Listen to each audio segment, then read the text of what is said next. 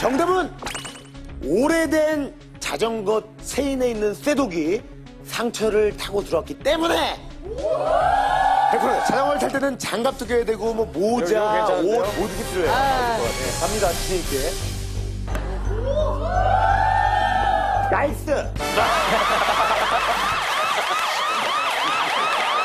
운이 따르진 않네요. 제 운이 다 했나 봐요. 일상생활은 무심코 지나치는 것들 우리가 늘 하는 거지만 사실 별 신경 안 쓰는 거 있잖아요. 무점.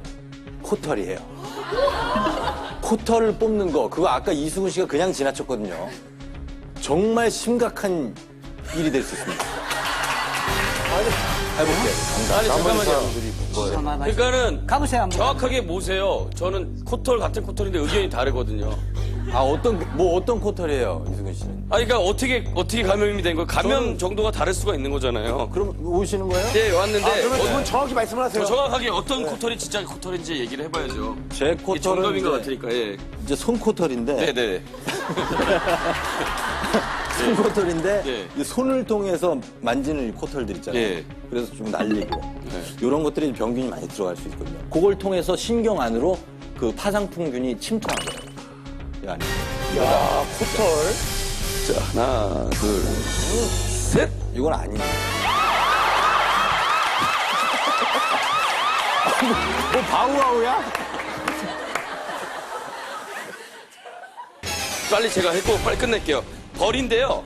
벌 있잖아요. 벌에 쏘였는데 그거를 치료할 생각 안 하고 스프레이로 그냥 막 대충 이렇게 했단 말이에요. 이 벌침 속에도 타박상이 아니라 벌침에도 그러니까는 자연에 있는 벌들은 이 파상풍균을 충분히 갖고 있지 않을까라는 생각이 듭니다. 저보세요. 일단 양쪽 다 칠해볼게요. 다 칠해볼게요. 제가 다.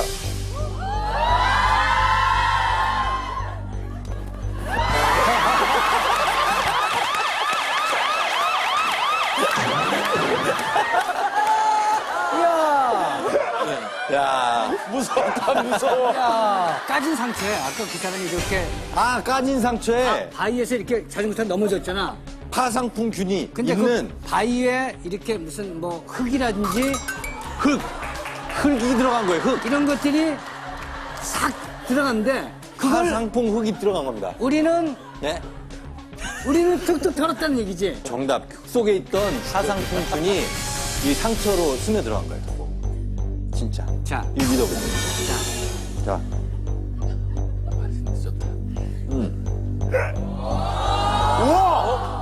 우와!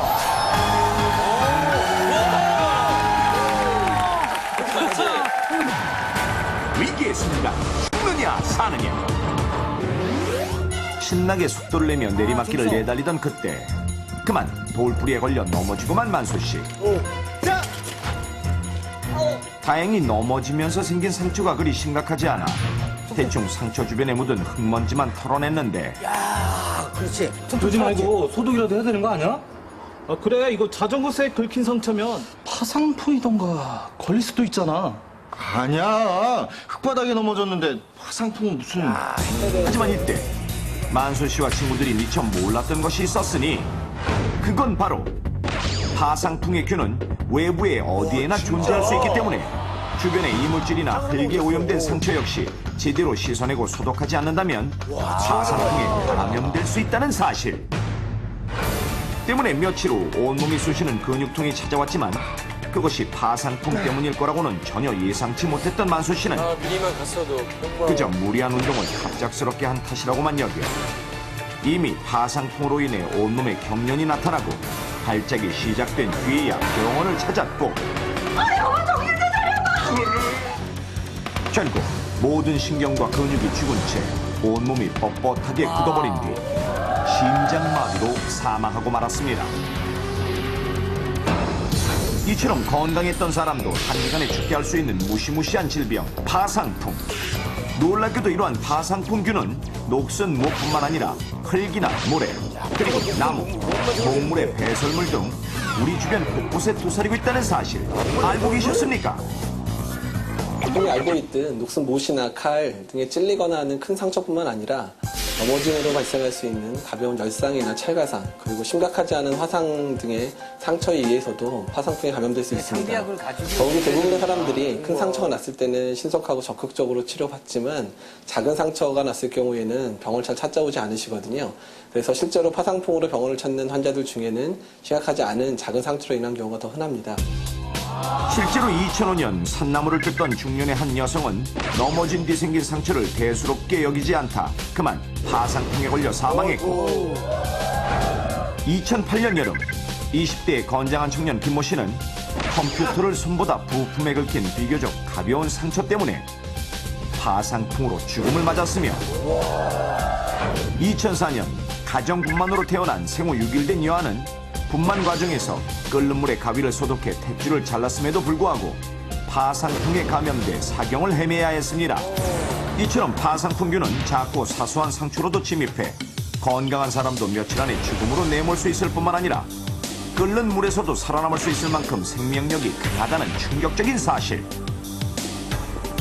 물론 예방 백신이 널리 보급되기 시작한 1950년대 후반 이후 파상풍 감염자 수가 급격히 줄었다고는 하지만 여전히 파상풍의 사망률은 20에서 70%에 이를 정도로 높아 매년 전 세계적으로 100만 명 정도가 바로 이 파상풍으로 인해 사망하고 있으며 국내에서도 해마다 보고되는 발병 사례만 해도 수십 건에 달한다는 사실. 그럼 실제로 사람들은 파상풍에 대한 면역력을 얼마나 가지고 있을까요? 넘버원에서는 한 대학병원의 도움을 받아 파상풍 항체 검사를 진행했는데 먼저 연령대별로 20대 5명, 30대 5명, 그리고 40대 5명의 지원자들을 받아 파상풍에 대한 면역력을 얼마나 가지고 있는지 간단한 제어를 통한 항체 검사를 실시했습니다. 그리고 파상풍에 대해 얼마나 알고 있는지 물었는데요. 잘 모를걸요, 아마? 목슨 칼이나 못에 찔렸을 때 걸릴 수 있다고만 들었지. 심하면 뭐 다리에 못 찔리거나 이러면 절단해야 된다고. 그리고 예방 접종할 수 있지 않나요? 그냥 주사만 맞으면 예방할 수 있다고 들었습니다. 저희 때는 안 맞았던 것 같아요. 그래서 맞은 기억은 없는 것 같아요. 실험에 참가한 사람들은 공통적으로 파상풍의 위험성과 또 예방접종의 필요성에 대해서도 잘 알고 있었는데 자 그렇다면 이들 중 파상풍균에 대한 면역력을 가지고 있는 사람은 과연 몇 명이나 될까요? 검사 결과 20대 참가자 5명 중엔 단 1명만이 파상풍 항체가 없는 것으로 나왔고 30대의 경우에 5명 중 3명 그리고 충격적이게도 40대 참가자 5명 중엔 파상풍에 대한 면역력을 가진 사람이 단 1명도 없는 것으로 나타나 파상풍의 위험에 무방비하게 노출돼 있는 상태였습니다. 자 그렇다면 만약 이러한 상태에서 파상풍균이 몸 안에 침입하게 된다면 어떻게 될까요? 상처를 통해 몸속으로 들어온 파상풍균은 짧게는 하루 이틀에서 약 2주 정도의 잠복기를 거쳐 증상이 나타나는데 처음엔 턱과 목이 뻣뻣하게 느껴지고 음식물을 씹거나 삼키는 것마저 불편해지며 상처 주변 근육부터 경직되기 시작해 병이 중추신경계로 점차 진행되면 입이 벌어진 채로 다물어지지 않거나 심지어 등 근육이 수축돼 몸이 활 모양으로 마비되는 증상과 함께 얼굴, 목, 등, 배 등의 근육과 온몸에 걸쳐 경련을 동반한 발작을 일으키다가 최악의 경우 호흡곤란과 심장마비로 사망할 수도 있습니다. 자, 그렇다면 파상풍을 예방하기 위해서는 어떻게 해야 할까요? 무엇보다 파상풍균은 우리 몸에서 항체를 자연적으로 만들지 않으므로 예방접종이 필수인데 아이들의 경우 영유아 기본접종과 추가접종을 반드시 해야 하고